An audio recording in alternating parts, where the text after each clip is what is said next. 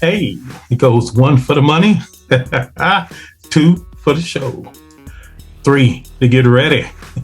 Now, here we go. Hey, so we had a Twitter space and we talked about Game Pass.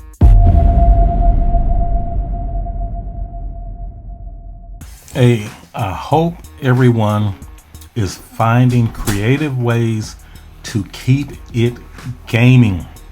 I know life gets in the way and things start to compete for your gaming time, but you gotta keep fighting.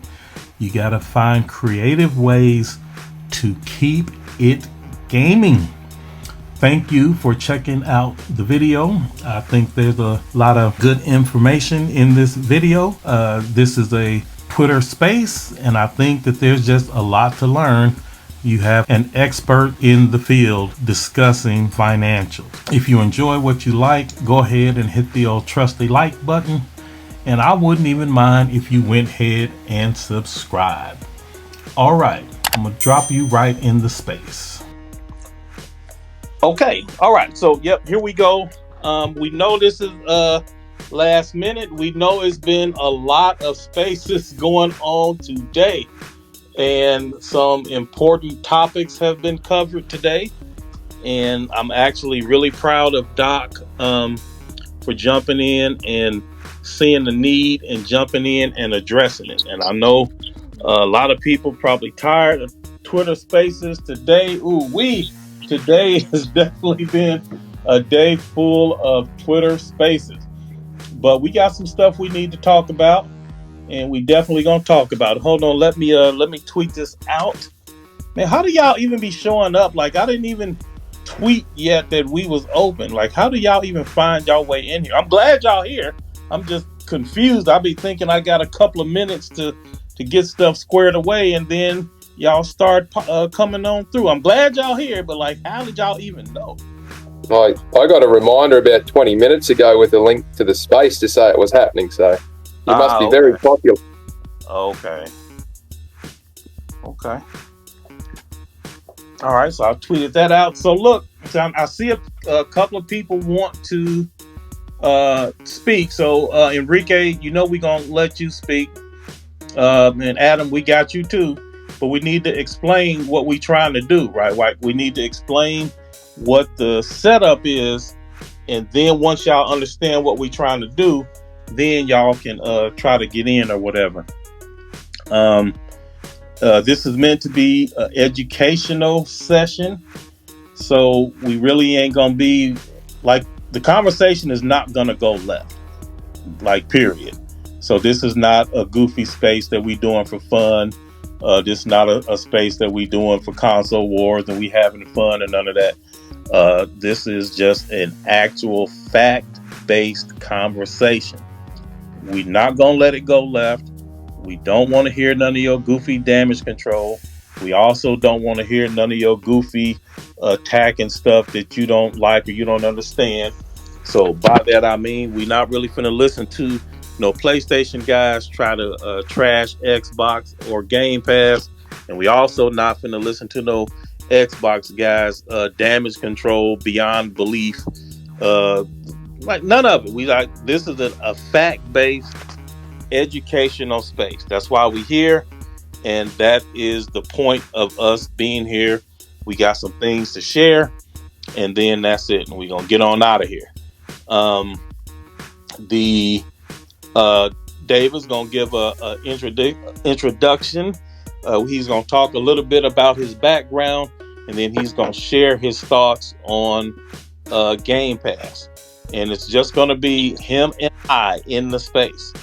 After he's done, if you want to challenge something that he said, or if you have questions about something that he said, then feel free to request. We'll get you in here, and we're getting y'all in here one at a time. And again, this is not gonna go left. We're not having it on either direction. So before we get started, Enrique want to speak. I don't know why. He never has anything good to say. He just always got his hand raised. So we about to let him speak. And then we're gonna let Phil Miyamoto speak, and then we're gonna let David go ahead and break it down because he's got limited time. He's somewhere halfway around the world, and it's like, I don't know, like 3 a.m. or something. What time is it where you at, David? It's 8:30 a.m. on Friday morning, and I can tell you that Friday is not too different to what Thursday was because you guys are behind me. So, okay, so we gonna definitely get this going because this man got stuff to do. So Enrique, go ahead and get your bars off. Make it quick, Taco Boy. No, we gonna get come on, man. Taco Boy already? Look, man. Look, here's the thing. I wanted to hear what David had to say and then chime in after his. He spits his bars. But interesting topic because if you remember, Sean Layden on What's Up PlayStation talked about subscription service and the viability of those services. So, but I want to hear what David has to say first before I chime in. Then why did you click the request button if we wasn't at the part where we getting requests, sir? Because in your spaces, there's a line, sir, and you're slow because you're old. Man. You don't get to all the spaces. That's why you have Strictly and they're helping you. You're like, man, I can't keep up. my fingers don't move as fast as when I was 25. Good one. All right, well, we're going to try to do better. And Enrique, you were the one that used to sit at the front of the class who threw his hand up as soon as the teacher walked in, weren't you? Right, that's what he is. Just trying to get attention, man. All right, we're going to switch you to listener, Enrique, and then we're going to let David do his thing. Yep. So, all right, so we got 2 more people requesting. Look, y'all going to have to wait, right? Because David got stuff to do. And we need to get in and get on out. So, David, first, go ahead and give everybody a background, and then we'll go from there. But wait, one more time before you get started. This is another warning. This is not no console war topic, right? This not going to go left. We don't want to hear no Xbox dudes damage controlling, nothing for Xbox. And we definitely don't want to hear no PlayStation guys bashing Game Pass or Xbox or whatever, I mean, there is a lot to criticize on Xbox, to be sure, but that's not what this is. This is just an educational conversation. David gonna get his bars off, and then we're gonna hopefully learn something, and we going from there. So go ahead, David. The floor is yours, sir. I appreciate it. So again, apologies for the thick accent, as you probably all picked up. I'm not from the Northern Hemisphere. So I live in Victoria in Australia. My background is in accounting and finance. I've done years and years and years working for large multinational corporations. Currently working at one that's got a footprint across 15 countries. My last 2 places of employment, one of them was with one of the biggest, it was a top 10 Fortune 500 company. So I've got some experience around how these big banger companies work. I've been in and around finance for the last 20 years. So what I put forward is based off my research and my personal opinion, based on the facts that are there. But you'll find that 95% of these big companies, they all follow a very, very similar process and a very similar position on things because they get regulated to the hilt. They can't be as flamboyant as they used to be back in the 80s, I suppose, is a good way of putting it. So my background's in that. For full disclosure, I have never owned an Xbox. I have never looked to own an Xbox, but that's because of personal financial situations. I just can't afford to have multiple consoles, and I was on the PlayStation ecosystem from 1997. So that is a side note. Hold on, bro. How you gonna be this big financial wizard, multi-conglomerate, and you can't afford a PlayStation and an Xbox? You looking shady already, David. Looking shady already, man. The only people who make money in these big companies are the people who own the shares and the people at the top making the money. Anybody south of senior management is just getting paid peanuts. All right, man. Go ahead, bro. Yeah. So anyway, I just had to put that out there for disclosure. But what I'm putting forth today is purely from a financial health perspective. It's got nothing to do with personal bias or professional bias. So, Game Pass, right? The first major subscription model for gaming. It's got all these different parts to it. Xbox has Microsoft, I should say, put all these different layers in when they released it. You know, you've got your promotional stuff, you've got your annual subscriptions. You can do 1 month, 3 months, 6 months, 12 months, all the rest of that. Then they've got the dual layer of having Game Pass, and then you've got Gold and all the whatever they call it today. All these different layers. So it's a very complex beast to begin with. So I'm just going to strip this back down to just looking at basic Game Pass and its health as a subscription model from what the public can see or what public information is available. So I'll run you through a perspective, then I'll give you what the close reality that we can calculate is, and then I'm happy to discuss it from there. So no one knows how many subs there are. So let's say 20 million, because the last reported number was 18. They must have gotten to 20 million, otherwise they would have pulled the plug on it, or they should have pulled the plug on it. The base subscription is $15 a month, which gives them a revenue each month of about $300 million. That's a revenue. But that's the ultimate. Ultimate is $15 a month. There is a tier that's less than that. I don't know how much it costs because I've only ever bought Ultimate, but I know there is a fee that is less than 15. That's right. The only one I could find online was $15 a month was the base. So if that's Xbox Ultimate, we'll run with that one. But that actually makes this a lot worse at the end of it. So, wow. Okay. Yeah. So if you run at $15 a month per subscription for 20 million subscriptions, you're doing $300 million in revenue. That's revenue just on the subscriptions. And we're not looking at microtransactions or additional purchases or anything. Your annual revenue for that is $3.6 billion. Now, they need to maintain a gross profit margin consistent with whatever the greater or broader Microsoft is doing, right? Now, if we're going to assume that they're holding a industry standard for Microsoft across all their different business lines, the average of 40% gross profit, that means they will only have $1.4 billion of disposable money to use to run the thing internally. Yeah. Okay, wait, I'm sorry, I know I'm slow, but please take it easy on the old man. Can you repeat that again? How did you arrive at that? So your annual revenue is $3.6 billion, right? Okay. And they have to maintain a gross profit margin of 40%, because that's roughly about what they're running at the moment, yeah? Okay. And that gross profit is $1.4 billion.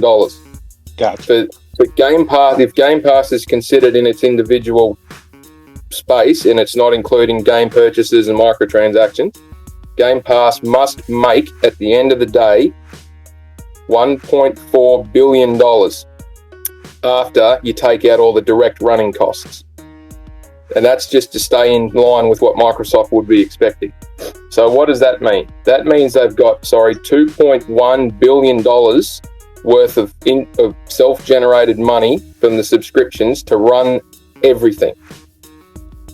Now, when I say to run everything, the direct costs for running Game Pass are very different to what anything Sony does or anything Nintendo does. It's chalk and cheese. You can't even compare the two, and the fact that people try to is ridiculous because you can't. They've got, the Game Pass subscription model. What's its direct costs? Well, you've got the architecture for running it. You've got all the server banks. You've got all the licensing fees that they need to pay. You've got a multitude of infrastructure there that they have to pay for. And there's no production costs there, right? It's just all equipment and electricity. That's how, and the internet, that's how Game Pass's direct costs incurred, right? So their direct costs aren't very big compared to, say, when Nintendo wants to produce cartridges for the Switch and they have to do production runs and all the rest of that. Before they even put a game on those cartridges, that's part of their direct costs. So if you drill down into what that $2.1 billion they've got left to spend on internally without borrowing money from the parent company or outside sources, they've got to use that money to fund their Xbox studios. The Xbox studios, I think back in August, had 2,433 employees, not including senior management, VPs and executives. From what I've calculated based on some industry averages, and this is across the world, these people exist, so this is a loosish number, but it's within 5%. The total labour cost to run Xbox studios, excluding the overhead, is about $275 to $280 million. So as soon as you strip that out, you're looking at only having $1.8 billion left to run everything else once you've just paid the people that are working there. Now that $1.8 billion has also got to factor in what the net margin for their final amount is. So that the net margin is different to the gross, because the net margin is what they use to calculate parts of your income tax and other bits and pieces coming out after that. So you've got to have some money at the end of that, at the net margin. Microsoft's currently running at, it's an EBITDA, so their net margin's basically 48%. Sony's running at a net margin of about 12%. Now there's some technical parts in the back end of that. That sounds big gap. There's some technical parts in the back of that from an accounting trickery point of view as to why that's not an issue. But what it means is, once you factor out the net margin, that $1.8 billion, that drops to $979 million. They've got a huge amount of stuff that they've got to cover after they get to their net margin point. So, next step down from that, what other costs has Game Pass got to cover if it's going to stay sustainable and healthy in its own right? They've got to cover license fees, software fees, building utilities and occupancy costs. And the electricity in some of these studios would be phenomenal. The bills would be ridiculous. Gas, waste removal, land taxes, rent, leases, canteens, supplies, marketing and promotional materials, third-party engagements, so advertising, negotiations and agreement, contractors, including third-party studios. Crystal Dynamics aren't working on that game Perfect Dark for free, especially not after they got burnt really badly with Avengers. So you can guarantee they're going to get their money up front. You've got corporate overhead costs, which is basically in these big conglomerates, if you're running your own little subsidiary, and say down here in Australia, Xbox Studios has got 30 people working on a little indie game down here. We're doing something, not very big cost to get it done because we're all working from home. But at some point at the end of the year, some accountant in America is going to go, well, we've got this massive big corporate office that makes no money, that costs us hundreds of millions of dollars a year to run. Well, we got to distribute that over all of our different studios and all of our different branches which engage with us. So we tap a few buttons, we post a journal in the accounts, and bang, $6 million shows up out of nowhere for the little Australian branch that has pretty much spoken to no one in America, but we have to cop that. Then, as an example. Then other costs you got to consider then is the non-capital development costs. So when you've built an engine. Hold on, Dave. I'm sorry. I don't mean to be rude. What non-capital? What kind of cost? What? Non-capital development costs. So if you go and build a game engine from scratch, like they did with Halo, right? There's a huge amount of investment goes into building that with labour, technology, patents, cost, and all that. But then you got to maintain it, right? And that certain parts of developing a program or developing a technology, you can't capitalise it. Okay. So they get expensed. There's the cost for the actors and the actresses, the voiceover, the mocap, all that, freight and transport, transaction, stationery and office consumables. There's meeting and entertainment costs, and then you've got all the borrowing costs. Like, you could have funding from the parent. There could be, depending on the laws, if you've borrowed money from an internal source, the government's, depending on which country you're in, like for example here in Australia, if I'm a subsidiary and I borrow money from a parent, they actually deem by law I have to put this much as an interest expense in, regardless of whether I actually pay it or not. So all those sort of costs come into it as well. So I know I've rattled off a really long line, but that is what costs need to be covered by what money they've self-generated. Now, $979 million sounds like a lot, but when you start hacking into some of these things, some of the buildings they have would cost $10 million a year to run, just the building alone. Software and licensing. I mean, Code, you did a really good chat. I really enjoyed it with Cardigan King. Some of those music licenses are phenomenally expensive. It could be a couple of $1 million to put a music license in a game, and you start hacking into that, it runs down really quickly. So the bottom end of this is that across 23 studios, for the $979 million that they would have available, it basically spreads out to $42.5 million per studio per year. Now, that doesn't sound like a lot of money. Wait, so did you just, to keep the math simple, you assume all the studios were the same size and just averaged it out? Yeah. Okay. Yeah. Okay. So, I mean, some might have, is it the Initiative? They got 20 odd people there, and they're mostly using Crystal Dynamics to do Perfect Dark. So they might only get a budget of, if they were trying to hold this as sustainable, they might only get $12 million to run the Initiative. That's chicken feed for what they'd have to do. And other ones like 343, they've got a huge amount of people there, so they'd probably have funding somewhere up around the 100 million. But just to keep the math simple, let's just say they all get the same amount. So effectively they would only have $42.5 million per year to cover that really long list of stuff I just spoke through. Now, that, and I'm sorry if it's long-winded, but that's where you that bro. part of Keep it it going. You're doing an excellent job. All right. So that's if you had 20 million subscribers paying $15 a month. That ain't the reality. Let's take a stab at the reality, because Microsoft won't tell us what's going on. And any time a multinational major company like that doesn't report something in that detail, it's because it's costing the business.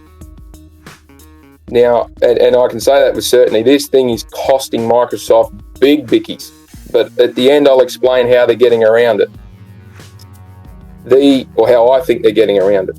So if you take, let's say call it the reality check part. If 50% of the 20 million subscribers are only on the $1 deal, which I checked yesterday is the main deal that's being spruiked on their website again. If half of the subscriptions are on $1 subs, your total revenue goes from $3.6 billion down to $1.9 billion. That strips, and I won't go through the net profit stuff, but to bring it back to basic terms, if you evened it out across the 23 studios, they would drop from an annual funding amount of $42.5 million down to $11.1 million. They're effectively dropping $27 million a year per studio if you spread it out. Now, there's no way in hell that they could possibly be running Game Pass as a complete service with Xbox Studios and all the rest of it based off the subscriptions. The reliance on other funding is huge. There's no way they can sustain that. So obviously microtransactions is a big item. You've got, but that hasn't been factored in here. So, and it's impossible to factor that in because I can't even see where they put microtransactions as a service line in their financial statements.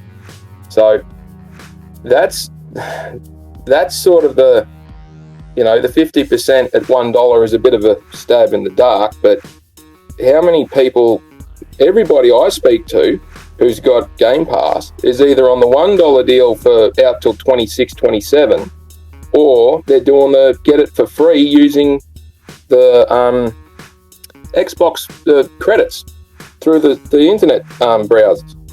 So, I mean, that's probably a optimistic perspective of where they're currently sitting at. And as I say, if that's $15 a month is for Ultimate, if you went down to $10 a month and you were running at 50% $1 subs, you're looking at $5.6 million per studio after they've paid their workers. Oh, it's if I was advising my senior team, I'd look at this and I'd go, don't touch it with a 10-foot pole. It's never going to make money. So anyway. David, you say never. You say it's never going to make money. You don't think that they'll get the numbers up to where it becomes viable? Like, what does that number need to be for it to be a viable service? Well, that's a very good question, and it leads me into the next part of the conversation I wanted to have was, what does Game Pass look like as a sustainable product? Okay, hold on real quick, David. I know I keep cutting you off, and I don't mean to be rude. I'm sorry, but I need to ask you. So you're about to go into your next segment, and this is just your preference. Do you want to wait until you're done and then start getting people in after you've done the whole thing? Or do you want to bring someone in now to deal with the first segment? Or like, how do you want to work it? I might go through this next segment because it may answer some questions that people already have. Okay. It won't take long. So how if Game Pass, based on what I've just said, is unsustainable in that model, what does a sustainable Game Pass look like? Well, from my perspective, and this is purely a financially analytical perspective, straight looking at Game Pass as a subscription model. The inputs for the production costs of the games, if you put more content in there, your costs go up. If you're trying to buy back catalogs, for example, like what Disney Plus and Paramount Plus as examples, they've got monstrous back catalogs of movies. So it wasn't difficult for them to put huge amounts of content into those services when they launched them. Game Pass is still trying to get content in there. To speed up the content, it's going to cost them a bucket load of money. It's got to come from somewhere. And they have to do it now rather than later. So they're going to run massive losses now trying to get that. They've got to recover it somewhere down the track. What could they do to force people to have to buy Game Pass to get the sub numbers up? Or if you can't increase your subscription numbers, you've got to increase your subscription price. So they've tried increasing the subscription price and that got knocked on the head in less than a day. So driving up the numbers means they're going to have. Well, Dave, real quick, I'm sorry, bro. They never tried to raise the price of Game Pass. What they did was they tried to raise the price of Xbox Live Gold, and many people, myself included, believe the reason that they did that was for the first thing that you said. They tried to make it so like such a no-brainer that why would I pay this much for that? It's just more economical to get Game Pass, and so they tried to do it that way. They tried to indirectly lead you into Game Pass. Yep. No, I accept and agree with that. I had seen, in addition to that, I had seen some reporting coming out of Microsoft where they had attempted to rejig their pricing.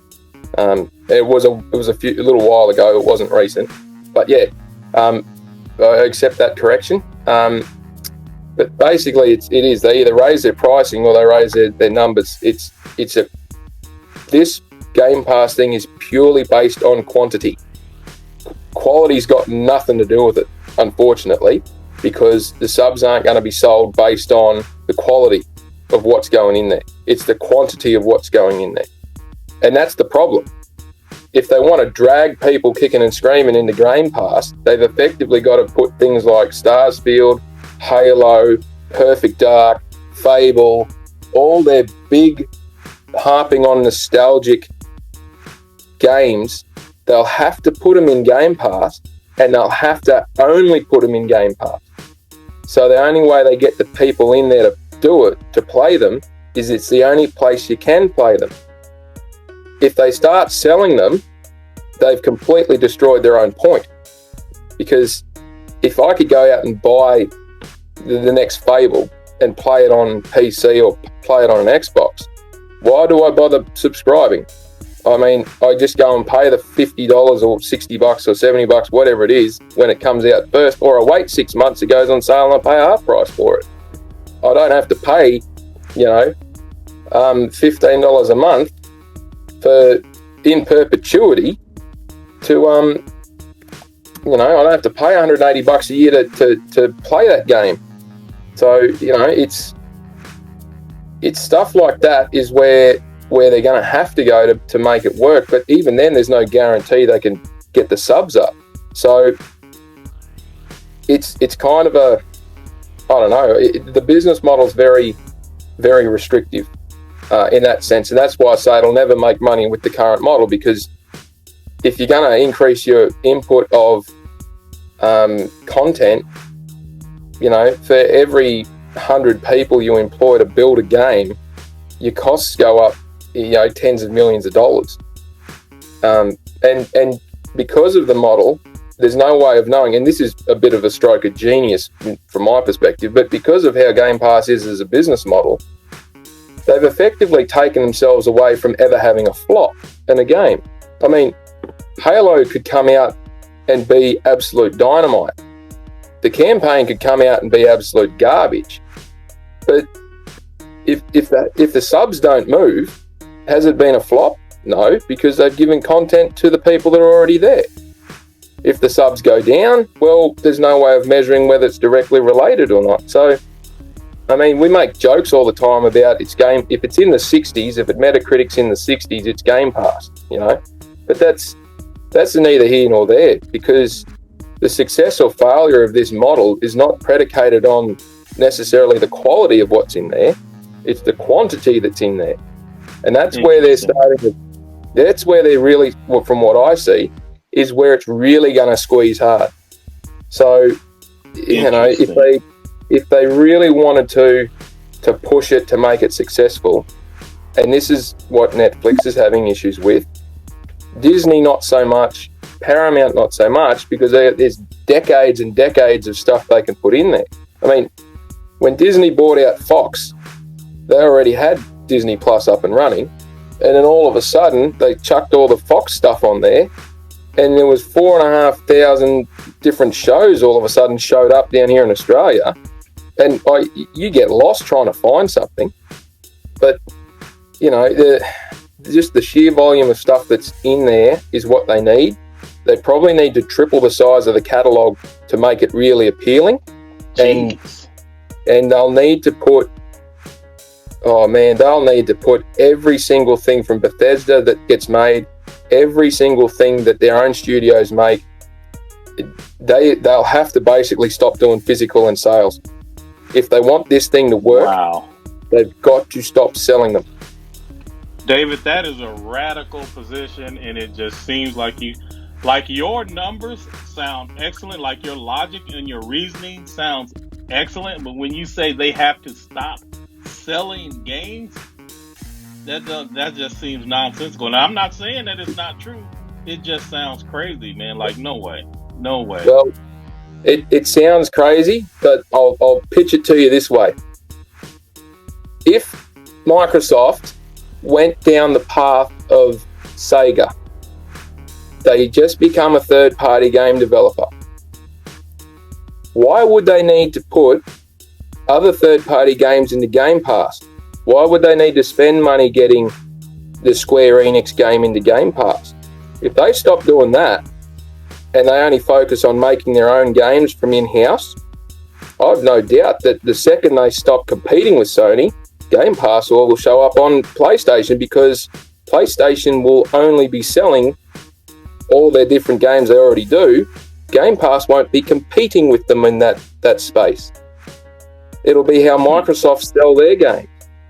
So, yeah, to say they need to stop selling games right now is, yes, very radical, and that ain't going to happen. But if you look at where's the medium and long term based on this model, Xbox buys a couple more studios and another publisher. I mean, let's say, for argument's sake, Microsoft go out and buy Activision Blizzard after they've had their asses fined off the face of the planet, and they pick it up cheap.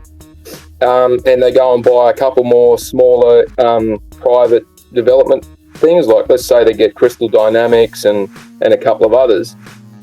All of a sudden they could have 30 studios running.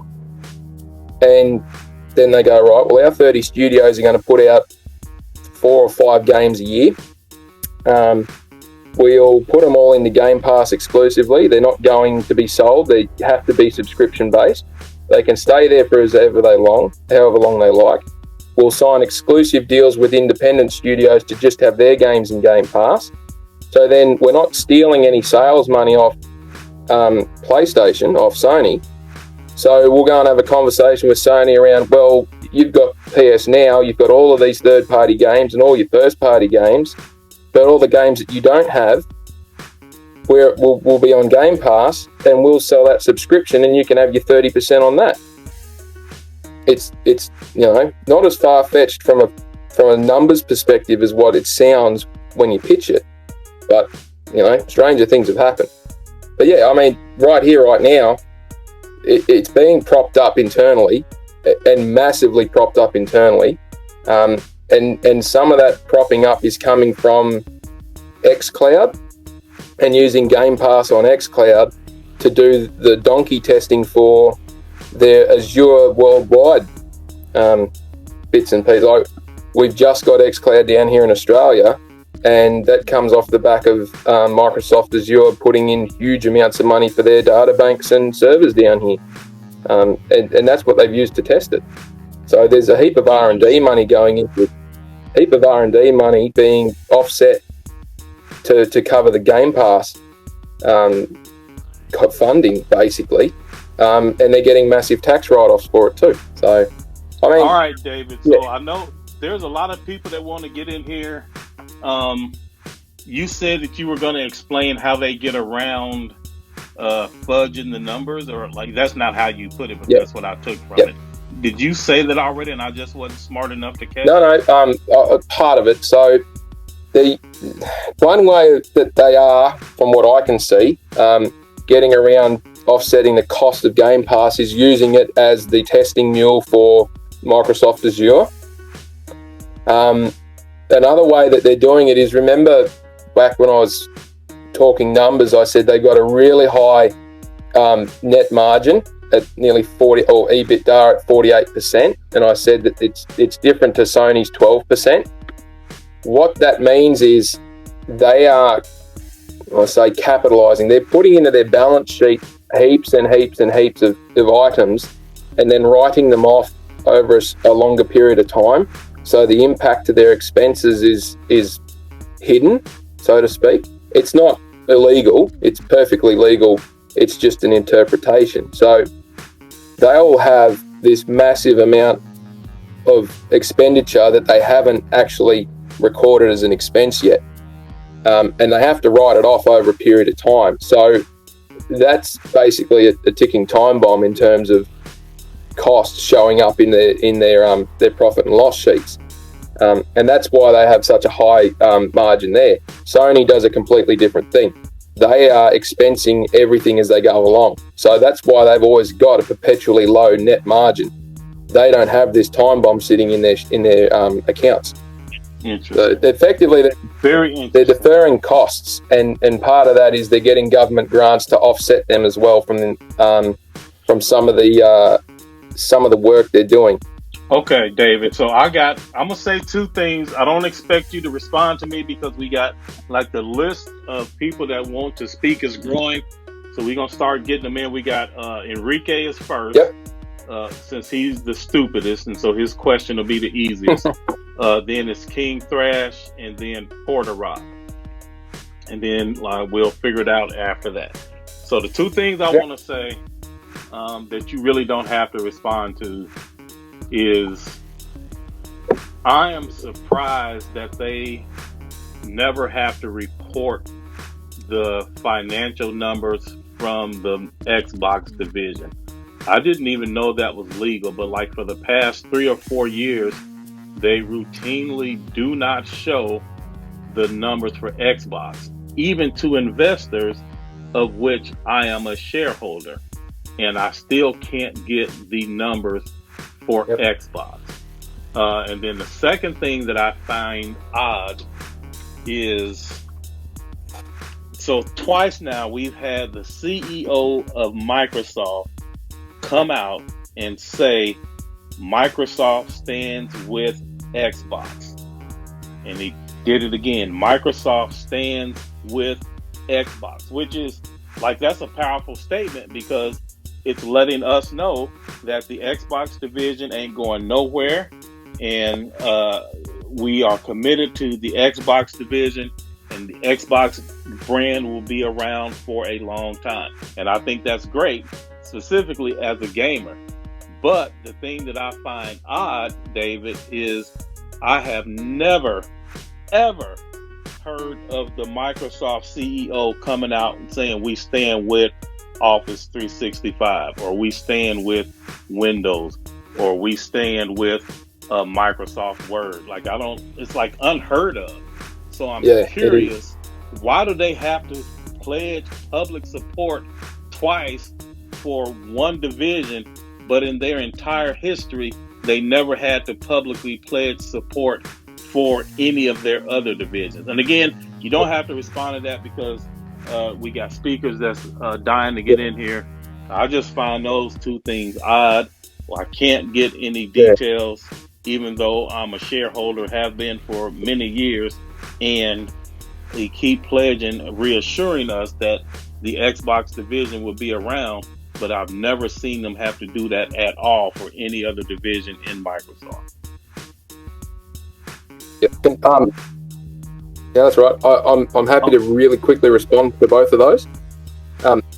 First of all, okay, sure. In these massive company financial statements, they call them materiality cutoffs, right?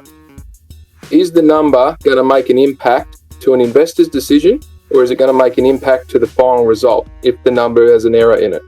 Now, the reason that Xbox, like the Xbox division, isn't being recorded in detail is its materiality isn't hitting the threshold.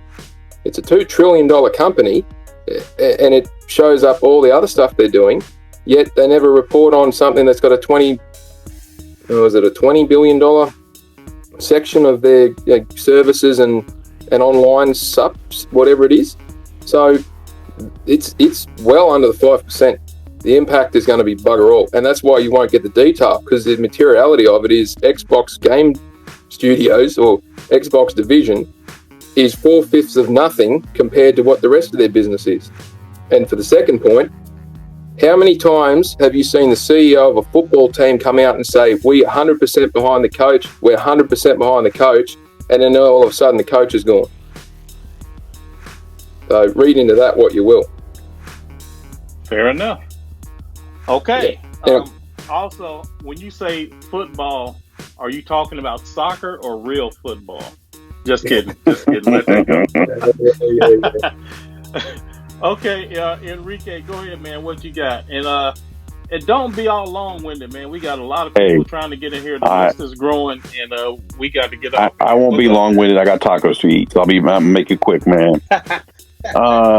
So what David is speaking to kind of goes to what Shawn Layden said on What's Up PlayStation podcast when Bari and Persona asked him about subscription services. And he mentioned in that interview that as for like a big budget AAA game, let's say a game with a $200 million development budget, putting a game like that day and date, I'm paraphrasing what he said, but he more or less said, making that money back in a subscription service is going to be challenging for the things that David mentioned in terms of licensing, having to kind of spread. He used the analogy of having a stack of nickels and having to disperse those nickels throughout that service to content creators or content providers, right?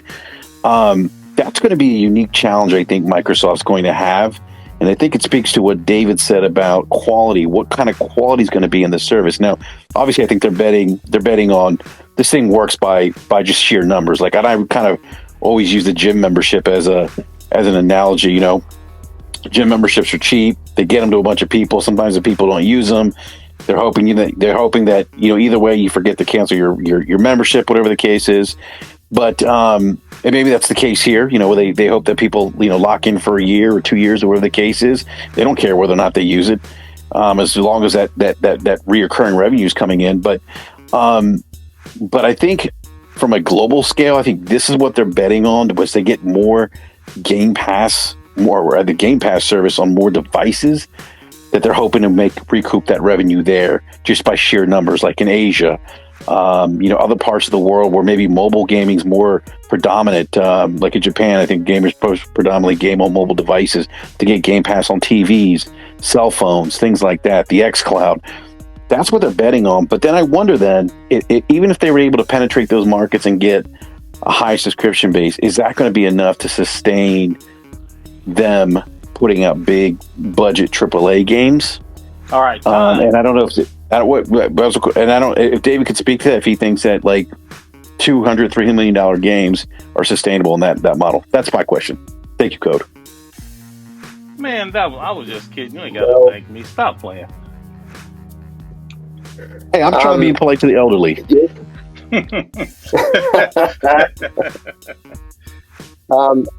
Well, the short answer to your question is no, it's not sustainable, and I would never argue against someone with the smarts of Shawn Layden. If he said that he can't find a way to do it, I'd believe him. But even with my looking at it, if you tried to make, let's say, The Last of Us 2, all right, as an example. It's probably a bad example because half the people don't like it. Let's go with God of War, Ragnarok. New game coming out. That thing will cost somewhere around $220 to $250 million. How do you recoup that money? Well, under the Sony model, you recoup that money by, we sold this many. We can directly see that this was a success. If you go under the Xbox Game Pass model of bang the content into the Game Pass and that's all we worry about, that's it. And they look at the profit and loss at the end of the year and go, oh, well, we spent a lot of money. How did we go with our revenue? Oh, it's about break even. Okay, happy days. The current model doesn't show how you can relate one to the other. But that's not to say that it's a smart thing to do. If you've got 23 studios, how many of those $200 million games do you want being made when you've only got $3.6 billion in revenue to cover? I mean, well, it's not even that. It's hang on, I've got to get my number back up here. If you've got $1.9 billion that you can cover it. I mean, 6 studios do a $200 million game, there it is, it's done. All your own generated funding is gone. You got 23 studios at the moment trying to make content. So it's not sustainable for them to make the number of big budget games that people are expecting. They can make 1 or 2. And the only way they could make them would be to utilize things like Unreal Engine 5 or rehashing old assets or a great example, Forza 7, Forza 8, Forza 9 is basically built on the same platform as what Forza 5 is going to be, and then just adding updated skins or updated cars, or they're going to have to find ways of doing things on the cheap but still promote it as a big budget. And then it'll just become, games as a service, basically. It'll be, GTA 5 online. It's the same basic game. It's been there for however long it's been there. They just add a bit more content to it and off we go. It hits number 1 on the bloody sales charts again this month. So, yeah, it's not sustainable at all. And they can't be making those big bangers and have them in Game Pass. Okay, so look, so King Thrash is next, and then Rock is after Thrash. But here's the thing: there were a couple of people that were first. Ugh, Lord, this list just keeps growing. But there is someone who messaged me. He wants to challenge your numbers or your logic. I'm not sure. He says he's hold on. He says he's a CFO or something, which didn't make sense. So maybe I'm just misremembering. But anyway, after Rock goes, Yeah, duck him off. yeah, I said I would get him in. He says he's a CFO. Okay, yeah. So he's a CFO from somewhere. So y'all two can talk, but we're gonna get Thrash first, then Rock, and then we'll get this guy in, and then you guys can hash it out. And again, David, thanks for taking the time to do this, bro. No, that's no worries. Okay, Thrash. Michael, you there, bro? Oh, what's up, Thrash? How you doing? Yeah, absolutely. What's up, bro? Hey, chill. I'll make it fast. I know you got a long line and shit. I need to know where my round table invite at. I'm not welcome at the round table. Hey, the door. There are no doors around the table. All you gotta do is walk in. All you gotta do is walk in. There's no doors here. All right, bro. But I'll say this, man. It's a couple of aspects I think people need to realize when it comes to Game Pass and Xbox. They are countering each other. Like, the Xbox is holding back Game Pass's growth, and Game Pass is holding back Xbox's growth. And I know hearing that might sound funny, but if you think about it, the reason why Game Pass can't be on the PlayStation, Nintendo, and other big time gaming places is because they have a console in competition. That is the Xbox. The Xbox isn't really competing too much though, because their games are day and date on Game Pass. Right now, the goal for Microsoft, it seems, is for them to sell more Xbox games on a PC than on an Xbox. They'd rather you get on the service on the Xbox.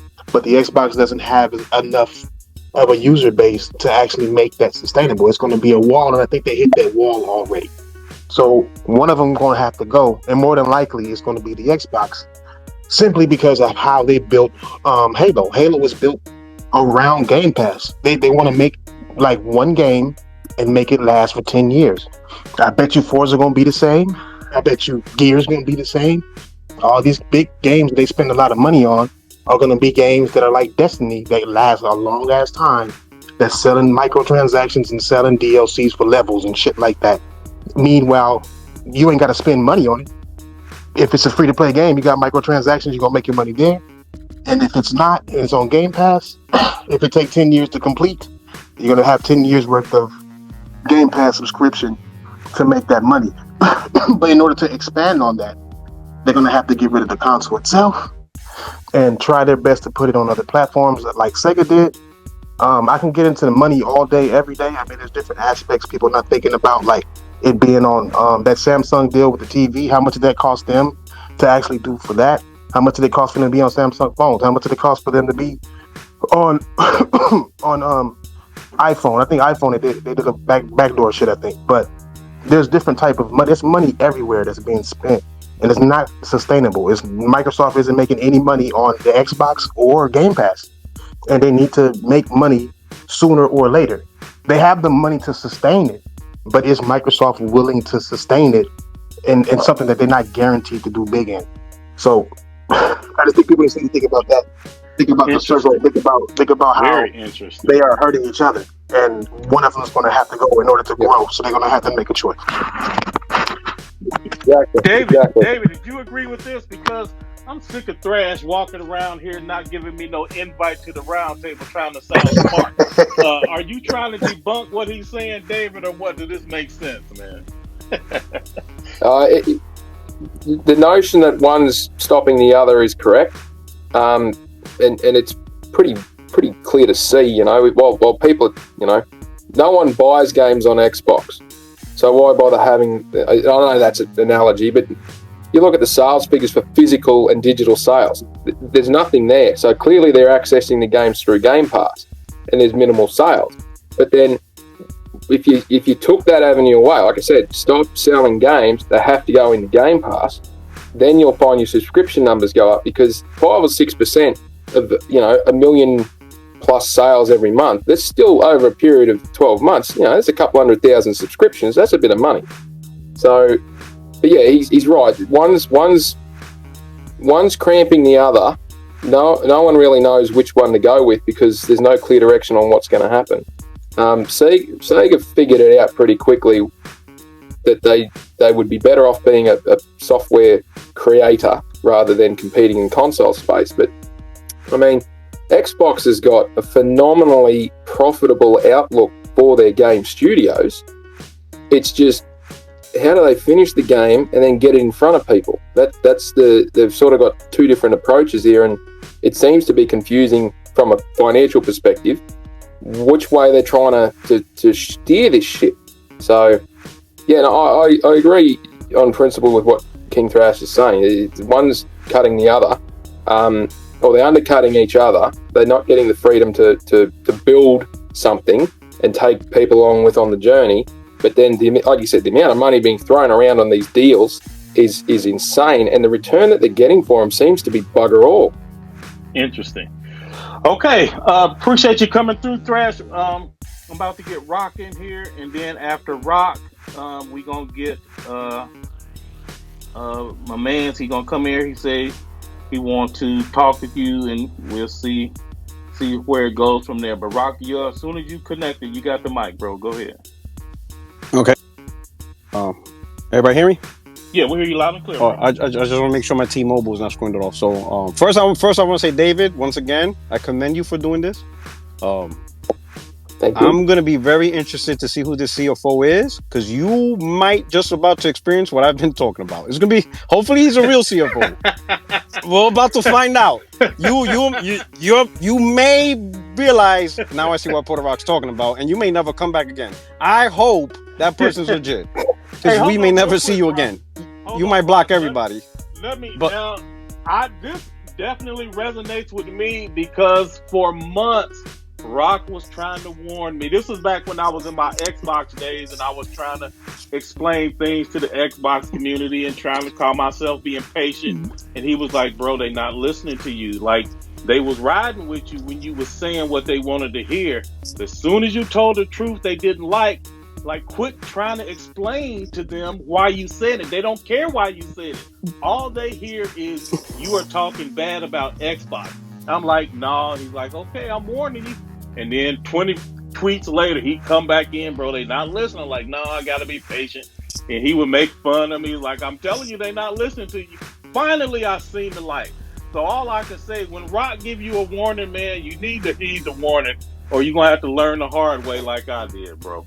So, yeah, so whoever that CFO is, please be legit, because I'm really interested to hear your perspective and David, but if you're not, this is gonna go sideways, and you're gonna feel the pain, David. But anyway, so here's my question. I appreciate it. So here's my question / statement, right? And I'm gonna be the devil's advocate, right? Is what Microsoft doing with Game Pass, is that really? I don't want to say use the word not a concern, because of course it's always gonna be a concern, but is it a symptom are they really in a vacuum when it comes to doing this? And when I'll bring up Spotify. Spotify's probably, in terms of entertainment, the largest platform when it comes to streaming content from a catalog and providing it to users on any device, right? They have over 500 million users around the world, and over 200 of them are paid subscribers. They've been around since 2006, and yet to this day, they have not made a profit, right? Netflix is in debt. I think they started getting profitability, haven't looked into it, but they're still in debt because of all the moves they made to provide Netflix exclusive content, their own production. I mean, these guys are making thousands of movies that are exclusive to them, right? And so on. So is Microsoft really just part of the whole design of trying to make streaming successful? So really, it's not really unique. It may be unique to us in gaming because they're the ones doing it the most for gamers. But in general, the topic of providing entertainment content, I'll use that term, right? In this format, is it not just challenging in general for everybody? Whether you try to do it movies, shows, is this not something Paramount Plus trying to resolve? Is this not something NBC through their Peacock they're not trying to, they're trying to resolve. It's because the reason why I would say this, I know a lot of people listening. Of course, everybody knows I'm the warlord of the console war, but behind the mic, I try to be honest and really really take a look at these topics. Did Microsoft not just throw themselves into something that's pretty much an entertainment issue across all entertainment mediums? How hard do we push to make this system model work before we finally call it quits? I bring up Spotify. When you look at Spotify, they're at this for 15 years. And they're still, exactly. So, like, is it just really a vacuum, or is this just something across the board that, everyone's going to have to try to figure out how this streaming model works? Interesting you use Spotify as an example, and I suppose to continue that analogy, I offer this as a response. Capitol Records, Sony Music, BMG, pick one. They traditionally, you'd go in there, an artist would make an album. The artist would get paid money for making that album from whoever it was, and then they may get some trickle-down royalties. But predominantly, the artist would get screwed over. They just get paid whatever it was, and then the record company makes the rest of the money, right? But then they force them to go out and tour it and promote it and all the rest of it. So, but if you focus in on the delivery of the music, for Spotify's perspective, if Sony went and sold 100 million albums, they've sold 100 million albums of 10 songs, right? Spotify go out and sell 100 million subscriptions, and they've sold 100 million subscriptions to however many millions of songs are on there. So you're talking about a very different quantity for the money that you're paying, right? And all of a sudden it goes from being, the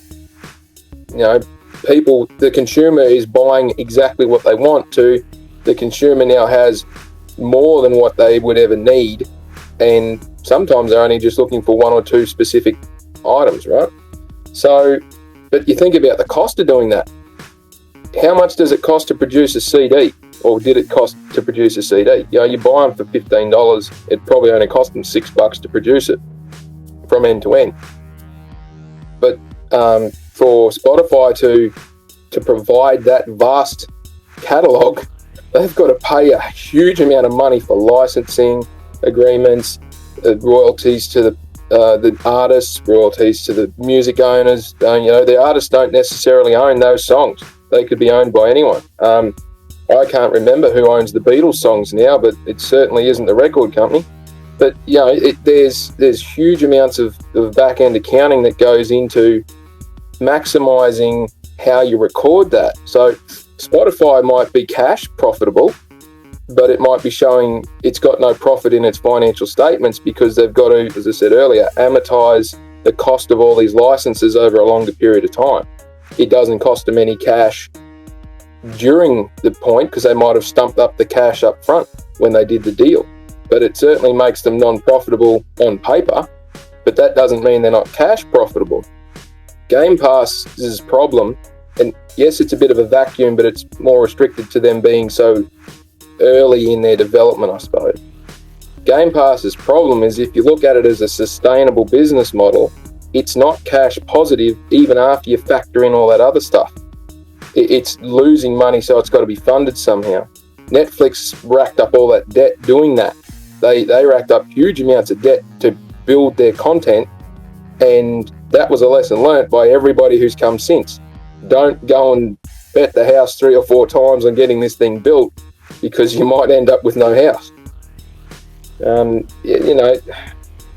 the consumer is not going to pay big dollars to cover those costs. So they've got to get creative in cost management and in how they report it.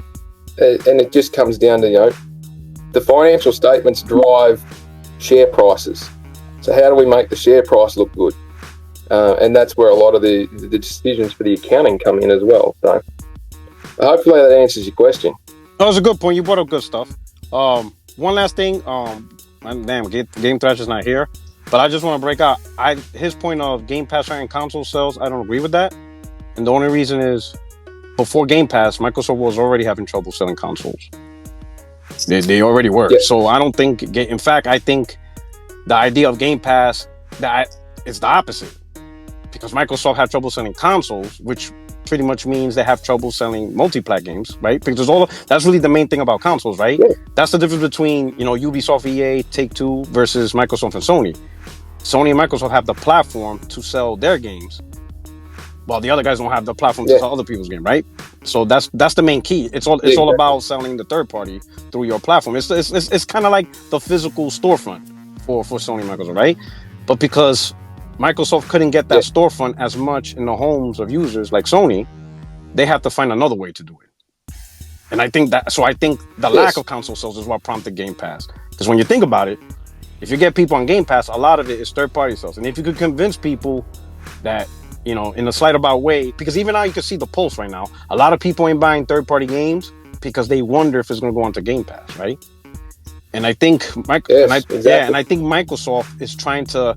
Right now, you see that within the ecosystem of Xbox, right? Xbox console and thinking, should I buy Battlefield day one or should I wait 6 months to see if EA puts it on Game Pass 6 months later?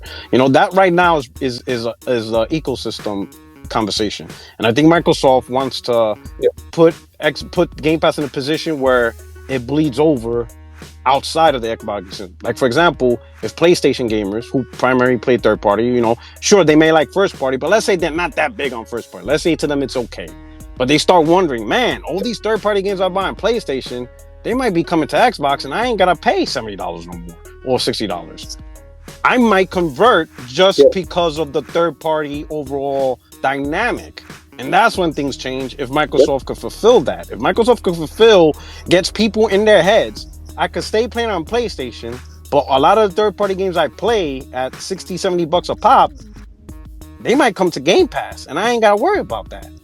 I might just cop an Xbox for all my third-party. So when you think about it, Microsoft found a roundabout way to get back that third-party sales. And I think that's what prompted Game Pass. The lack of console sales to compete with Sony for that third-party royalties. And I think Game Pass is their way to find. It's like a low blow hit for them to get their competitive up. That's all I want to say for the second part. Yeah, no, no, you're right. I accept and agree with a lot of what you're saying. And if that's the initial model for Game Pass, it certainly did the job. But you brought up a very excellent point there, which harks back to the financial stability or future stability of Game Pass as an isolated point. If I didn't buy my third-party games and pay $60, $70, which I don't anyway, on PlayStation, I usually wait 6-9 months and then they're down to about $20 or $30 and get them on sale. But if you went with that notion of, well, I'm not going to buy them on PlayStation, I'll go and get an Xbox and I'll just subscribe to Game Pass on the cheap. That's the problem. Subscribing to Game Pass on the cheap with that consumer mentality is not going to get them financially stable. And that's the problem. Their marketing division created this issue. You can get Game Pass for $1. You can get Game Pass for bugger all money. How do they make it sustainable when they're giving the thing away for free? Okay. Well, Rock, you can go ahead and stick around because we're finna let. And now I know his name. I'm just not gonna pronounce it because I feel funny as a grown man pronouncing these goofy names. So he need to give me a regular human name, and then I can go ahead and call this man by his name. Well, Code, I'm gonna just dip out because I just want to enjoy the show. So I'm gonna dip out, and I'm just gonna get my popcorn and enjoy the show. Bro. Hey, you guys hear me okay? You out there? Yeah, we can hear you, bro. Man, you gonna have to give me a name to use, a nickname or something, or else I'm just gonna call you. You could just call me Spanky. Call me Spanky. I will not call you that. Absolutely not. All right, you guys call me by my real name. It's Cal. All right, Cal. I'll call you Cal. Okay, so Cal, David, Cal says that he's the CFO and he wants to challenge some of the information that you have been supplying. So hopefully you guys can do a civil exchange. I'm going to mute myself. Then you guys just go one at a time in a civil conversation. Doc, I see you. Of course, I wasn't looking at my phone, but I see you, and I'll get you in just a few seconds. So David gave his credentials, so I think it's only fair I give mine. I am a CFO. I've been in finance for 15 years. I've been a CFO for 5 of them. I am actually a CFO of a hospital in New York, so that's why I'm very appreciative of the show that you did with Gamer Doc a while back. I think it's great you're bringing information. Oh, okay. I will say that 99% of the stuff he said was true. The 1% he said about the suits upstairs is absolutely incorrect. Oh, but that's what we're here to talk about. David. Yeah, about Doc. Oh, okay. Well, about Doc is here, so he can bring you the smoke when you get done. I'm just messing with him. I know how it is. I am a suit upstairs, so I get the dichotomy between us. I do, but before I dive into David's stuff, I do want to comment on the things that Rock said. You know, in terms of subscription services, I do think it's a little odd to compare it to Spotify and Netflix, only because with Spotify, you have to remember they have a zero-cost competitor in the market space. You can go on YouTube and listen to your music free of charge, albeit you do have to listen through ads and commercials and so on and so forth, but it's hard to build a business model and get subscribers to your service when you have someone who does it for free in the area. Granted, they're not the same, but it does create a little bit of a dynamic. And the other piece is the Netflix. A lot of people like to talk about Netflix losing money or being in debt. Netflix is a publicly traded company, and their financials are searchable. They turn over $1 billion profit and have for years.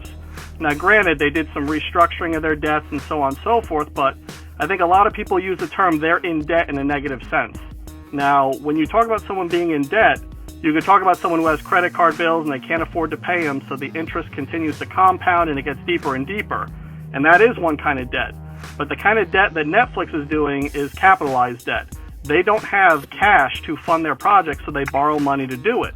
And this is normal for any company. Sony has debt, Microsoft has debt, and they have entire treasury departments to do this because sometimes it's cheaper to borrow the money than to use your own cash, and you'd rather invest it. So when you look at Netflix, while they do have debt, they're able to pay their debt obligations and still turn $1 billion profit. You know, you think of personal finance, it's no different than people who may have student loans or a mortgage or car payments, but you can still pay all your bills and have something left over at the end of the day. It's really no different. So you do see with Netflix, there is a way to make it work.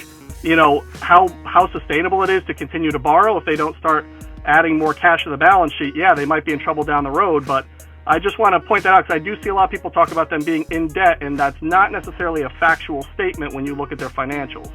Yep, no, I agree with that. Now, just a little bit about some of the assumptions you had. You know, when you think about the Xbox division, and again, there was a little bit of cutting out when I was driving home. I'm on my way home from work, and there was a little bit, but it sounded like you were allocating a lot of costs to Game Pass when you start talking about the administrative overhead and things like that. But you have to remember, Xbox is a division with a lot of branches, right? So a lot of cost is going to get allocated out to Xbox Live and to Game Pass and to hardware and software development and to third party and managing a storefront. So it's not all going to funnel in under Game Pass and be their responsibility to cover. You know, even if you think of game development, you know, the sales are low for their content. I'll be the first one to admit that. And I probably should have said, I'm speaking to you guys from a finance standpoint. Code is teasing me because he knows that I primarily play on Xbox, but I've only become a PlayStation gamer this year in January. So I'm still, you know, that's why he's pointing that out a little bit. But I am talking to you guys with my finance hat on, not a bot hat Okay, on. Cal, real quick, let me, yeah. Because I thought I understood, David, and so now you can help me solidify that I'm actually following the conversation.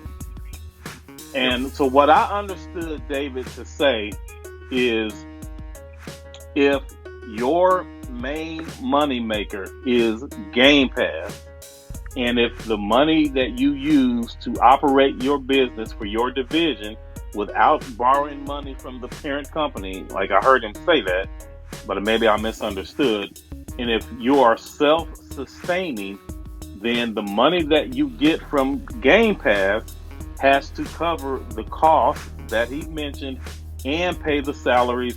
And he used a fancy term that I don't know what it was, but it meant like the voice actors and any curves. any fees that you have to incur that's not as a part of your regular salary and benefits and insurance and all that stuff. Like all of that has to come from Game Pass, because that is where the lion's share of your operating capital comes from. It seems like you're saying that's not true. If that, first I want to make sure that's what he was saying, and if that is what he was saying and you're saying something different, help me understand how what he said isn't true. So I'll let David, does that sum up how you're phrasing it? I'll say yes, to an extent. It was more that I sort of ran down to what would be gross profit margin and then how much money they'd have to cover all of that stuff that would be applicable. So yes, say yes. Yeah, I oversimplified. So what I'm saying is what I'm saying is that it becomes portioned out, right? So I'll even take my own institution. A portion of my salary goes to the inpatient service or to the emergency room, and it's proportional by what margins are expected in those programs. So someone like Phil Spencer, his entire salary what is does that not. Even mean? I'm already confused. What do you mean your salary is shared out? Let me explain. Okay. Let me explain that. So let's assume for argument perspective that Xbox generates 30% of their margin on software sales, both first and third party. It's 30% on Game Pass, and the other 40% is Xbox Live.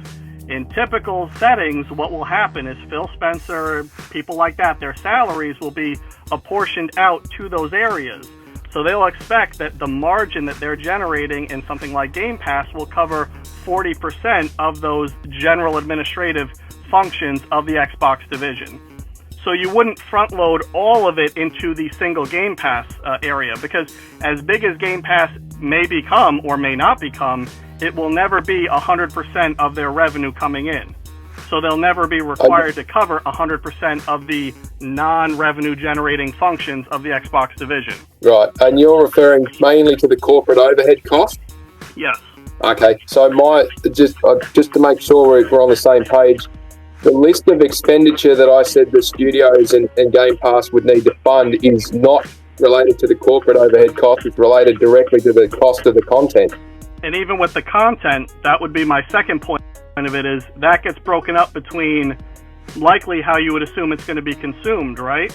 So 20% of their content will be consumed through Game Pass and 20% will be physical sales or digital sales.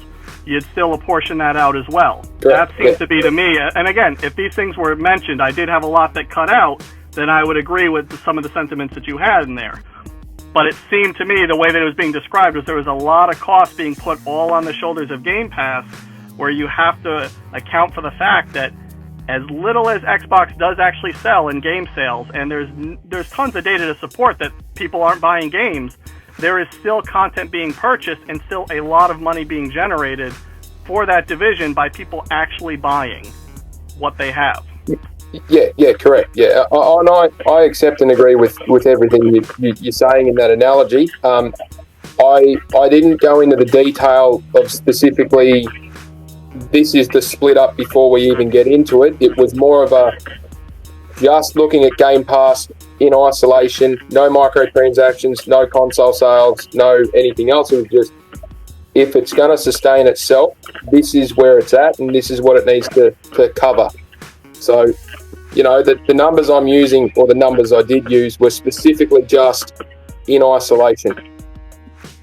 And like I said, I applaud what you did, because you actually took this more, you actually took a deeper dive into this instead of just throwing random numbers out there. You actually put a lot of thought behind it. So I should have led with that I do appreciate the level of detail in what you're trying to do, because I think someone needed to do that. And I didn't come on here to try to blow holes in it, but to actually have a conversation and just talk finance a little bit. The other thing that I do want to say is, as someone who has created programs from scratch, I've shut programs down, I've acquired physician practices, I know that you do not go down a venture of something if you believe there is a 0% chance you can make it sustainable. Typically, you'll build a model, you might have 3 or 4 iterations of the model with different assumptions. I firmly believe that when someone sat down with Phil and ultimately Satya or whomever and said, here's something we want to try, there was a few paths that were realistic to actually make this work. The same way that I would never go into my CEO's office and say, hey, listen, I want to start a program. I want to have patients come that I don't think are in my community. I need to hire a doctor that I'm not sure exists, but I think it'll make money. It's a non-starter because there's too many variables that cannot happen. That being said, I do think that they might have a little bit more leeway in what they're doing, and I had a little bit of conversation with Frontline Gamer about this because a viable exit strategy does become to turn Xbox into a Tencent of sorts instead of a PlayStation. But I do think that they believe there is a viable way to make this work that is not outlandish 300 million subscribers and charging $30 a month to get there. Well, what is that way? Yep. Sorry, David, I know I jumped in, but Cal, you said that there is a way to make it viable without the radical suggestions that David suggested. Then what are they? Like, what is that way? I'm saying that I believe that whomever did the analytics within the Xbox Finance division or Microsoft division, they believe that there is a viable way to get there without unrealistic expectations. Right.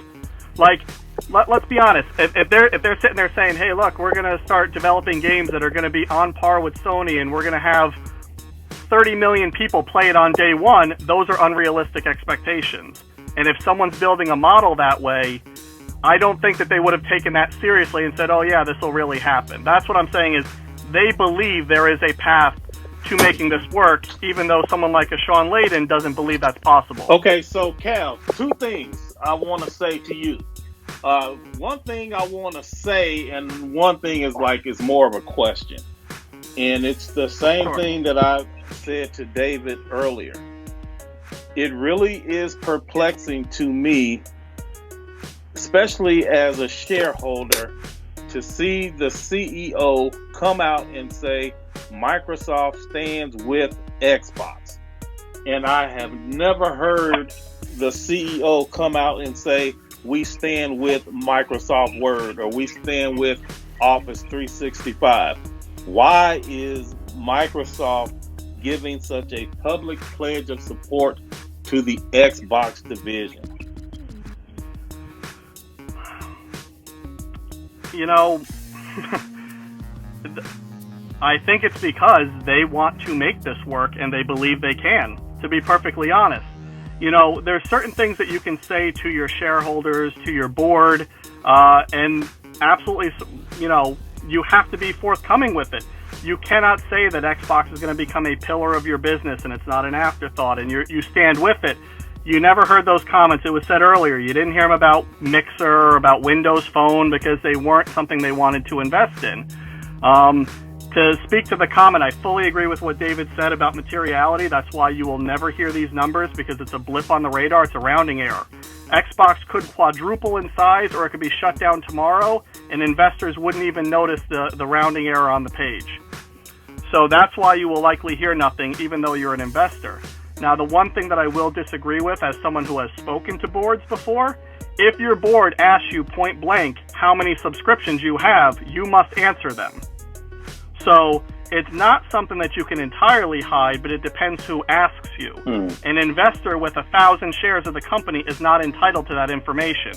Your board of directors is entitled to it, and institutional money is really entitled to it also. Sure. If there's a company that owns, 10 million of your shares, you have to answer to them. Right. Okay, then my second one, which you just kind of hit on, so you said that they believe that they can make it work, and I mean, obviously, from my point of view, of course, if they're going to green light it, they thought that it would work. At the time that they set down that course, of course, they had confidence. But as time goes on, if you're not hitting the KPIs that you need to hit, then you end up switching direction. That is normal for every business venture. And Microsoft, throughout its history, two that you just mentioned specifically, they had a lot of belief in it. They put the full strength of Microsoft behind it, and then they ended up cutting bait because it just was not moving in the way that they needed to see it move. The KPIs were not being hit, and so they decided to cut bait. So just because they believe in it doesn't mean anything really, because every venture that was ever started, somebody believed in it. That I'm not sure how that speaks to the viability of the endeavor. So can you please speak to that? Sorry, just before you answer that question, Cal, Code, I've got to jump off for a meeting, but I'm happy you're still here in half an hour to come back on. Okay, David, man, I appreciate you doing what you did, man. I really do. Thanks, mate. Nice to meet you, Cal. Thanks, mate. Nice Take it talking easy, to you. buddy. See ya. All right, Cal. So, yeah, what do you say to The that? question about viability, correct? Yeah. The fact that they're investing in it and growing in it is a little bit different. So, point taken, with Mixer, they invested, they tried to recruit different streamers over, try to make it viable, and that didn't particularly work out. But at no point were they trying to prop it up as a major component of their organization. Now, again, I think that, my personal opinion, they're taking a little bit more liberties with Xbox because there is a viable opportunity to turn it to a third-party publisher, to go the Sega route or the Tencent route if it fails. It's a little bit easier to invest in something when you know that there is still a potential to have it be a revenue and margin-generating business, even if it fails. They can alter Mixer how it looks and still. Okay. Yes. Okay. So that is why I think that they're really pushing forward to this, because let's be realistic about it. If the Xbox Series division, or we'll call it the Xbox Series generation, fails, and they really take a hard look back and say, maybe this isn't the space for us, they could realistically say, we're going to be a publisher. We will buy up developers, and we will make content for Sony, for Nintendo, and for PC, and we will print money doing it. And we'll still run our xCloud on the side, and maybe we have another platform that people can do mobile gaming on, because that's not really it's a lucrative space, but there's not really a solid space behind it. With the Steam Deck coming out, that gives even more opportunity to explore that. That's where it gets interesting. And again, we've done this. I've started programs where I have an out clause if it doesn't work, and how I'm going to repurpose the people that I hire to do something that's a little different, but still meets a community need. So that's why I think that they believe that this will work, is because if it works, then great. I mean, if this thing really works the way they want it to, being first in the market is tremendous. It gives you such a leg up. And if it doesn't work, there's a third-party publisher out to get there. And just one other comment I want to make before I forget. The people talk about the Shawn Layden thing, and I know that people who are Xbox fans probably don't want to hear this, but I'm going to be frank with you guys. The reason why I believe someone like Shawn Layden doesn't, he produces such massive games that sell millions and millions of copies and generate hundreds of millions in profits. So for Sony to go this route, it would dilute their margins. They would go backwards. They're not looking to take something like God of War that probably made them $500 million in profit, or probably over-exaggerating, but $500 million profit, and say, yeah, if we put in a subscription service, we'll make $300 million on the subscription service. They don't want to go backwards. If you look at Xbox, they don't sell games to that magnitude. So for them, there's limited downside of losing sales with something like this. Right. If you're able to grow the service, you're going to get new people in the ecosystem that haven't been here since the 360 generation. So there's much more potential upside to start it when you're as behind as they are than to do this when you're as successful as Sony has been. Okay, Cal, man, that's some good feedback. So now let me speak to the audience. So we got 4 people. We got Sumo, we got Nick, we got Puka, and we got Nathan. And that's it. No more after that. So I hope whatever conversation y'all had or what questions or statements that hopefully one of these 5 people covered. Okay, Doc, go ahead, man. You and Cal, can you please stick around, because I'm not going to be able to answer none of these financial questions, man. So you're the one they really want to talk to. That's fine. I'll put the mic off. What's up, Code? What's up, Cal? What's up, Doc? No, it's funny. It's like I'm dealing with my arch nemesis over here. It's like, he's trying to profit off of me and torture all the patients. No, I'm just kidding.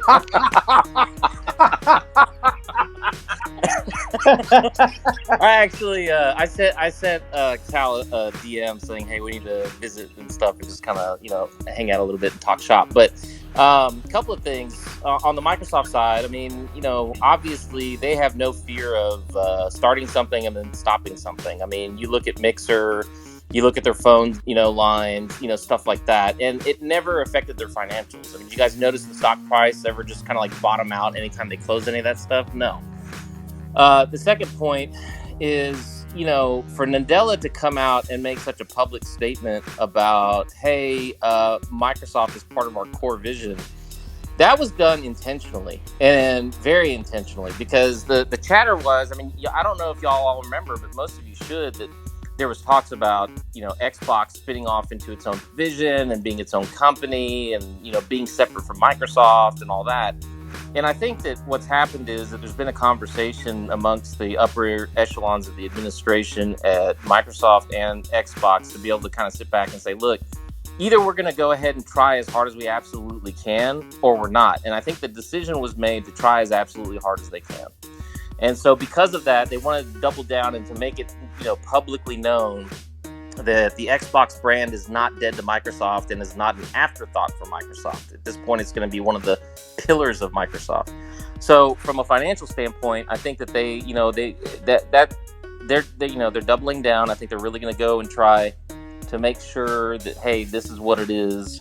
I think that, the subscription models and stuff like that, obviously there's a lot of obfuscation there, right? Like, we don't know exactly the ins and outs. We don't know the technical details of any of the deals that they have with any of the publishers that are putting their games on there. Just that, vague statements along the lines of, well, we custom tailor everything, and this is kind of where we sit, and this is kind of what we do. And it's like, we're willing to entertain any kind of discussion or offer that's on the table. And if it makes sense for both parties, we're going to go ahead and pull the trigger and execute. I mean, obviously, there's some financial components to this where, some of the information has been shown, but, we don't have a full picture of it, right? I don't think Microsoft is looking at this in a naive way. I think that, obviously they can kind of follow along with what Spotify and Netflix and all these other streaming services have had. They just wanted to be the first to market in terms of the game space and being able to do that. And so once they actually are, they've established themselves, I mean, compared to day one and today, I feel like that the quality of the titles are slowly improving. Is it a drastic delta? I don't think it's a drastic delta, but I think that the quality is slowly improving. I think that this is going to be something that, to the point that Cal was making, even if Xbox were to fail in totality, I think Game Pass will survive in the sense that it'll probably turn into, more of a publisher, game developer scenario. And once there's no longer a competing console, then at that point you absolutely will see it on the Switch 2 or the PS6 or whatever you want to call it. So I think that, they're gambling. This is a gamble. Nothing ventured, nothing gained. So they're throwing it out there. If this thing clicks, it's going to be absolutely huge. Do I use it personally? Yes, I absolutely do. Did I pay $1 to make it happen? I absolutely did, because, I was an early adopter and was able to take, 3 years of Xbox Live Gold and convert it over to Xbox Game Pass Ultimate. I don't know how it's going to be 3 years from now. Am I going to be willing to spend the, $15 a month to maintain that, deal? Me personally, I normally go and I shop around and I try to find a good deal on some things. I try to, buy several years, back to back, and kind of be in a scenario where it's like, okay, it's like I found this on sale for like $40 or $50. I'm going to stack 3 of them, and then, I'm locked and loaded for the next 3 years, and I don't have to worry about it again. But that's just the way that I consume and shop. So, I think that honestly, it's a little too early to tell. I think that the preliminaries have all been good. Otherwise, they would be, more drastic changes. I'm not seeing that, and I'm not seeing the number of publishers decrease on the platform for Xbox Game Pass. I think the numbers are slowly increasing, and the fact that we're getting day and date from third-party publishers like Square Enix and stuff like that on some of their games, and there's going to be others who do the same thing, they wouldn't be doing that if there wasn't good money involved. So that's kind of my piece, and I'm going to mute my mic. Okay, Doc. Cal, you got any retort to that, or you ready to move on to the next caller? No, we can move on. I mean, I agree with most of the things the doc was saying. Even when he said that you're trying to exploit him for his labor? You know, I'll say this, Doc, my hospital is actually in Queens. So we saw some pretty ugly stuff in March, and I got to say, I didn't even wear a suit last year. Yeah, because they would have lived with you. I was turning over beds, and honestly, one of my responsibilities while I am the CFO is I have to manage the morgue, and that was the most depressing time of my life. I had days where I'd come home, and I'd get home, I'd close my bedroom door, and I'd cry to myself and tell the kids, don't come in. I need a second, because the stuff I saw, I never wanted to see in my career, and it's stuff I can't unsee, unfortunately. No, I respect you, man. I'm just, busting your chops a little bit and giving you a hard time. I mean, honestly, there's good ones that are out there. I do want to visit with you outside of this space, just to kind of, talk shop a little bit. And I'm about to mute my mic again, but I appreciate that. I appreciate everything you were doing, too. As a doc, I can appreciate it. Man, we don't respect no bots. Stop playing in my space. Go ahead, Sumo. What you got, bro? Hey, Code. Appreciate it. With the whole Game Pass thing, I see a lot of parity, again, on the IT side, where you have Microsoft, when they started investing in Azure, they eventually slowly made the transition to every server product that they make is developed for the cloud first. They're not focused on on-prem.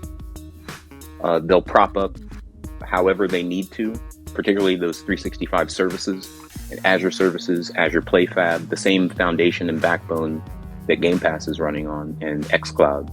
They'll prop those up however they need to, specifically off of the pandemic and the boost that they got from that and remote work and Teams and 365.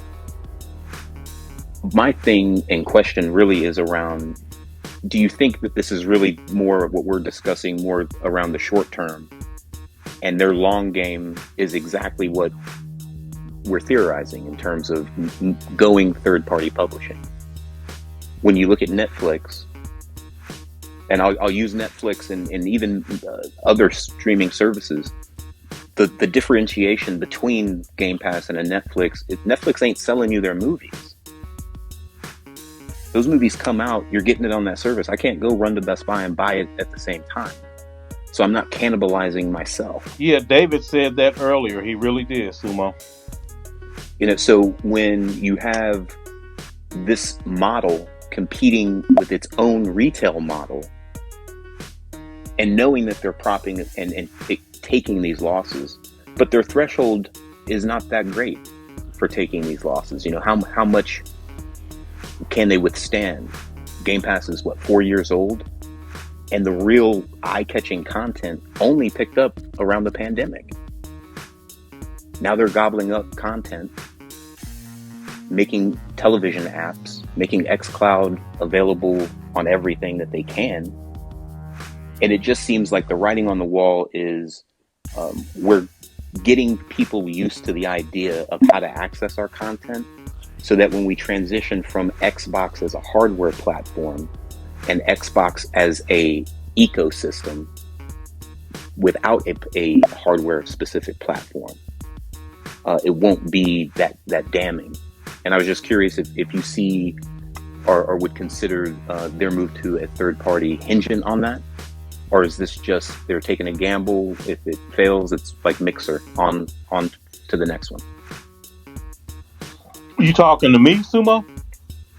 It's more rhetorical to anybody who wants to answer, man. I mean, I'm curious on if I'm just the nut thinking that they're trying to make a Sega play and stack their catalog with as much content as they can, so that when they say, okay, you don't need an Xbox to play this, download the app to your TV, or buy this little $99 streaming box, it's buffering that punch of, well, why did I buy this damn hardware? It doesn't matter. They have 3,000 games that you can stream or whatever it is for $1. Well, look, I can speak to that. So outside of the console war cool points and like how many arguments I can make and how many memes I can make, actually, As a shareholder, I would have no problem with them repurposing the division into another way that makes money. Like, honestly, I do not care. My goal is for Xbox to succeed. That's ultimately what I want. I want Xbox to be extremely successful, and I don't care how they do it through Game Pass, a more traditional method, or if they switch to third party. What, like, I do honestly, I don't care. So, speaking from just a pure fact based position, having Xbox around is good for every single person that enjoys gaming, especially the types of games that we play, like, not the mobile gaming. Having Xbox around and healthy is good for us all, and that is what I want.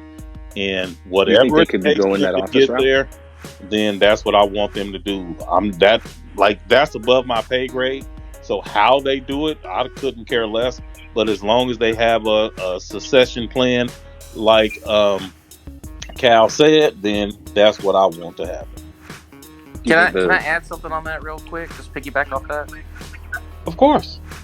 So, just real quick, Microsoft has already kind of said that they plan on continuing consoles, right? But the question is, what is the format of that console going to be?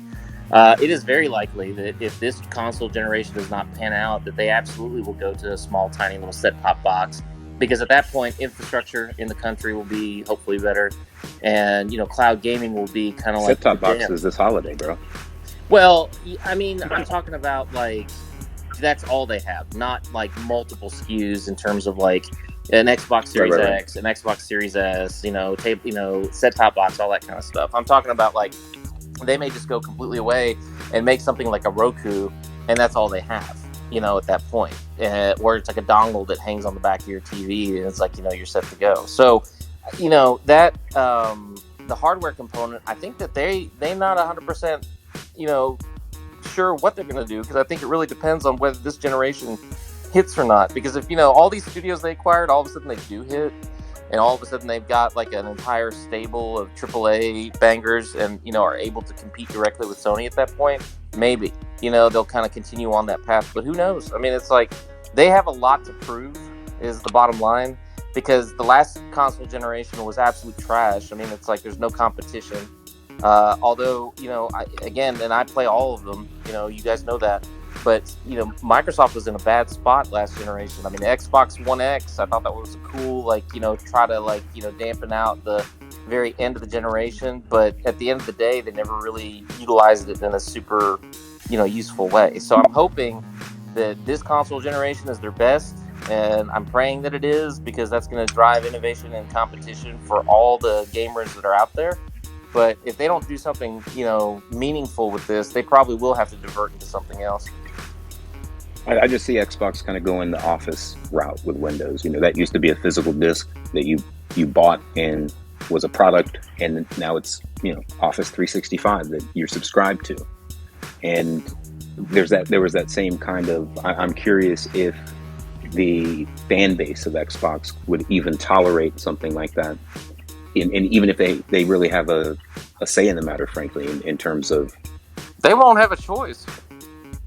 Sales matter, and if the physicals and digitals the physicals aren't just happening, and Microsoft is seeing more viability in this delivery method of content, I'm curious if does that mean a new brand for Xbox, or would Xbox survive that, or would they have to call themselves something else? Okay. All right. So, excellent input as usual, Sumo. Thank you for the time, man. Yeah, man. And you got to quit doing that. I asked you before to stop doing that. You keep doing it anyway. Man, it's a reflex from my mama's training, man. I got to be polite and all that good stuff. All right, bro. Well, make sure you buy some AA batteries, bro.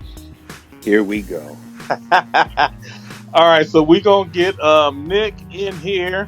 I'm going to start removing people. All right, Nick. What's your name? Nick M. Okay, so we got Nick and Puka, and then we out of here. Yeah, Puka, you next. Nick, you got the mic, bro. Matter of fact, I'm about to just bring both of y'all in at the same time. Nick, it's your turn to speak, bro. Go ahead. Yeah, no problem. Doing the mic check. Can you hear me? Yep, loud and clear. All right, cool. Yeah, I appreciate you bringing me in. I only got 3 points. Hopefully, I can get to it in 60 seconds, 60 to 90 seconds. I think CFO touched on the first two. Okay. The first one I wrote down was Game Pass, what David was talking about, and I just wanted to point out the Game Pass is not the only revenue source for Xbox Studios. I mean, and CFO touched on that. They got other avenues of revenue. So them being dependent on Game Pass to support their studios, that's I didn't agree with that. The second one I got is Game Pass cannot be compared to Netflix or Spotify. So what do I mean by that? So Netflix is a streaming only service. You go there for your streaming content. Spotify, your streaming music. Xbox Game Pass is a service that the corporation of Microsoft offers. They're not only a streaming platform or a streaming service. It's a service from Microsoft and a service from Xbox. So I don't think they can directly be compared to each other. And another thing that nobody brought up is the importance of an ecosystem. I heard people comparing Spotify and Netflix, but nobody brought up Apple Music. So I bet Apple is losing a ton of money on Apple Music, but does Apple care? No, because it's bringing people to their ecosystem. And what does that mean? I can lose money on Apple Music as long as you're in my ecosystem and spending money elsewhere. So I think Microsoft is having a big picture of an ecosystem, and they're not really worried about losing money on Game Pass at the moment. And the third and final point I want to point out is that Microsoft right now, they're cloud-based. They're a cloud company. The CEO said that. The new CEO, when he took over, he said that their main ambition was the cloud. So I think Microsoft is just boosting this up in order to put everything on the cloud. Not just Xbox Game Pass, but like every game in their store to be able to play it on your LG TV, pay the money, whether it's in Game Pass or just pay the $70 and be able to stream it to the content to your device instead of, downloading it with a device. I think they're doing this to bolster their cloud services, and Xbox, the consoles themselves, will be going away. I don't think there's any way around it. But that's just the 3 points I had. Okay, well, Nick, so I appreciate how you made your 3 points, but I will say two people, at least two, already responded to some of the points you made. King Thrash definitely responded to that, and I thought his points were excellent. And then also, so did I think it was Rob talked about it, and then David for sure talked about it, and then Sumo also just touched on it a few minutes ago when he was in here. And the way you're putting it is that it is a bonus, or it is a plus, that you can buy the game or get the game on Game Pass. And if you were listening to these other speakers, they were very convincing in explaining, well, to me anyway, how that's actually not good.